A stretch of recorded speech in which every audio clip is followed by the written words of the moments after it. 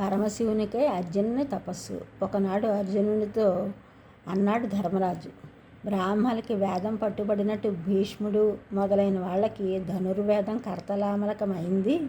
దివ్య మంత్రాలతో వాళ్ళు చెప్పినట్టు వింటుంది. తన కోసమని భీష్ముడు మొదలైన వాళ్ళని తన దగ్గర పెట్టుకున్నాడు దుర్యోధనుడు. దివ్యాస్త్రాలతో ఉన్న వాళ్ళని గెలిచే ఉపాయం ఉపదేశించాడు వ్యాసుడు. నీ కోసమని ప్రతిస్మృతి విద్యను ఉపదేశించాడు నాకు అన్నాడు ధర్మరాజు. ఒకవేళ యుద్ధం ప్రారంభమైతే తప్పకుండా మన మీద వాళ్ళు చేసుకుంటారు. అప్పుడు మనకు ఈ విద్య ఉపయోగపడుతుంది అన్నాడు ధర్మరాజు. ఈ విద్య నీకు ఉపయోగపడుతుంది. తపో యోగంతో ఇంద్రుడిని ప్రసన్నం చేసుకో. వృత్తాసురుడికి భయపడి దేవతలు తమ ఆయుధాలను బలమును ఇంద్రుని దగ్గర దాచుకున్నారు. అతడు దయ తెలిస్తే అవన్నీ నీకు లభిస్తాయి. అతడి ఉపదేశంతో శివుణ్ణి ఆరాధించు. శివుడి అనుగ్రహంతో ఇష్టసిద్ధి పొందు అని వ్యాసుల వారి ఉపదేశం. ఈ ఉపదేశం ప్రకారం నువ్వు నడుచుకో అని అన్నాడు ధర్మరాజు. అన్నగారి నుండి శత్రువుల్ని గెలవాలన్న సంకల్పంతో ప్రతిస్మృతి విద్యను అనగా యోగ విద్యను గ్రహించి తేజోవంతుడయ్యాడు అర్జునుడు. ఉత్తర దిక్కుగా వెళ్ళి ఒక చెట్టు కింద ఒక బ్రాహ్మణుని చూశాడు. అతడు వద్దకు వెళ్ళి నమస్కరించాడు. తాను వెళ్ళే పని చెప్పాడు. ఆయన ఎన్నో విధాల విఘ్నాలు కలిగించే మాట్లాడాడు. అయినా చెల్లించలేదు అర్జునుడు.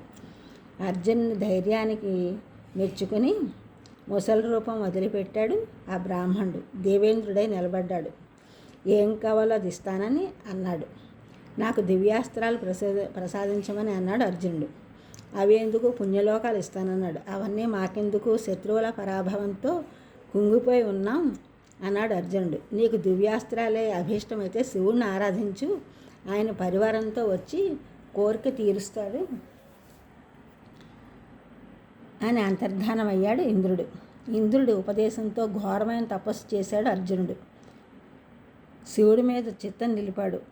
అక్కడి మునులు శివుని దగ్గరికి వెళ్ళి విన్నవించారు.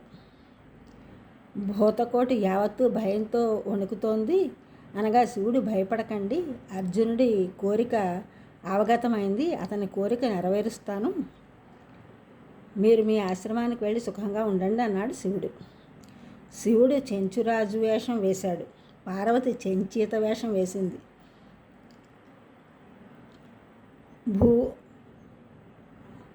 భూతగణంతో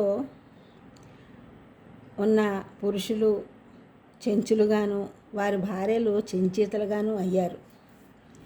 చెంచురాజు అర్జునుడి దగ్గరికి వచ్చాడు.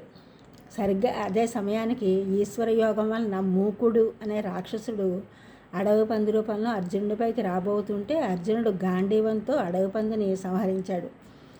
అదే సమయంలో శివుడు బాణం వేశాడు. నేను బాణం వేస్తుంటే నువ్వు వేస్తావుటి, వేట ధర్మానికి భంగం చేశావన్నాడు అర్జునుడు.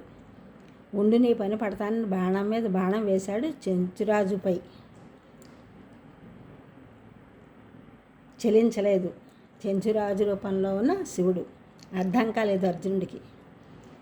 ఎవరు ఇంత బాణాలు వేసినా చీమ కుట్టినట్లేదు, ఎవరు వీడు, వాడు వేసిన బాణాలు దివ్యాస్త్రాలై ఒళ్ళంతా మంట కలగజేస్తున్నాయి అని గాంధీవం పైకెత్తాడు. గారడీలాగా మాయమైపోయింది గాంధీవం. ఉక్రోషంతో కత్తి తీసి చెంచురాజు నెత్తి మీద కొట్టాడు. వృధా అయింది. అమాంతం చెంచురాజు మీదకి కలబడ్డాడు.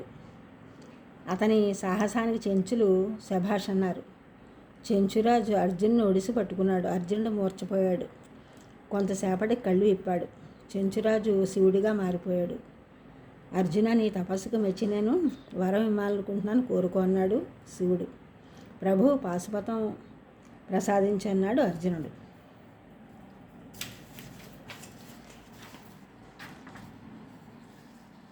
మంత్రం, ధ్యానం, జపం, హోమం అన్నింటితో అర్జునుడికి పాశుపతాన్ని ప్రసాదించాడు పరమశివుడు. సంధానం, ప్రయోగం, ఉపసంహారం అన్ని క్షుణ్ణంగా చెప్పాడు. పాశుపతానికి అసాధ్యమైనది ప్రపంచంలో లేదు. దీని రహస్యం ఇంద్రుడికి, కుబేరుడికి, వరుణుడికి, యముడికి కూడా తెలియదు.